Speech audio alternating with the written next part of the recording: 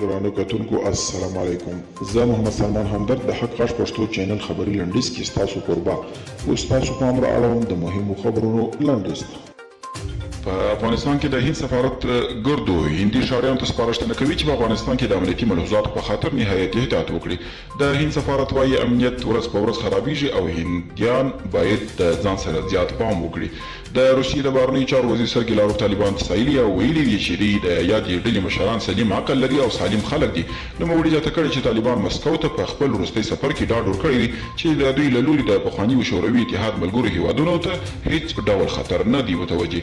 د امریکا د بهرنیو چارو وزیر انټوني بلینکن یو ځل بیا په افغانستان کې د طالبانو له لوري روان تاوتریخوالي ته په اشاره ویلي چې دغه هیواد ته له ترهګرۍ سره د مبارزې لپاره راغلي وو او ښکاره ده چې دوی نه غواړي دغه هیواد یو ځل بیا د ترهګرو لپاره په خوندي پټنځایونو بدل شي او امریکا هڅه کوي هند د کابل حکومت ملاتړ ته وهڅوي.